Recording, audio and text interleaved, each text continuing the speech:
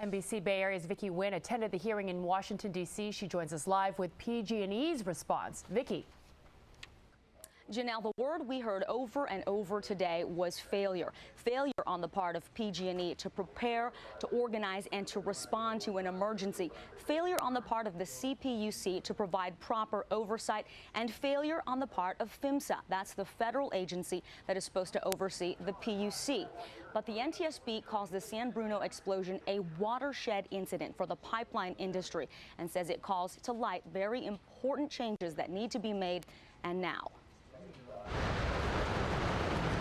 Enough gas came out of this pipe to power every home in the city of San Bruno for a month. Today, NTSB investigators blasted PG&E for taking shortcuts and using substandard materials pieced together with substandard welds that PG&E overlooked or ignored. Today, you're going to hear some troubling revelations about a company that exploited weaknesses in a lax safety system. Investigators also focused on the size of the pipe. You can see at 30 inches, it is big enough for an inspector to get inside and spot any potential problems.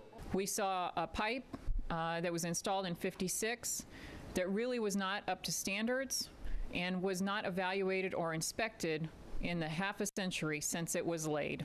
CPUC and PHMSA also faced criticism they were not holding PG&E accountable. It's not happening. And so regulators need to regulate. The NTSB says regulators need to end grandfather clauses that allow half the nation's pipelines to avoid testing. The agency also wants automatic shutoff and remote control valves. Where do you think the blame lies?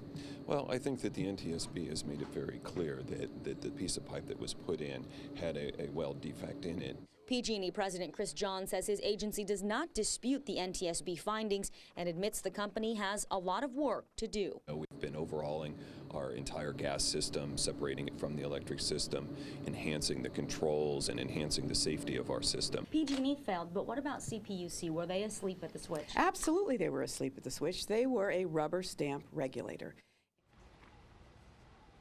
And we'll have more at 6 from Congresswoman Spear about the specific changes coming to pipeline safety in California.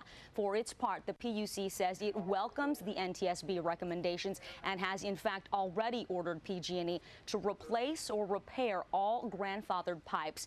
Also coming up at 6, we will have reaction from San Bruno Mayor Jim Ruane.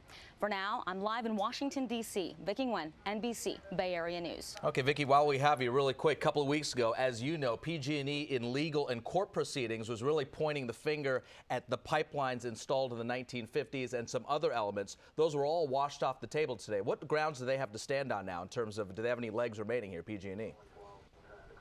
I spoke with PG&E President Chris Johns today, asked him that very question, said, you know, originally PG&E was pointing the finger at faulty welding. They were not shouldering the blame. Today, he simply said that PG&E is welcoming the NTSB's recommendations. They take them very seriously, and they are working them into their plans to improve pipeline safety. So PG&E not denying or disagreeing with anything that the NTSB has come up with.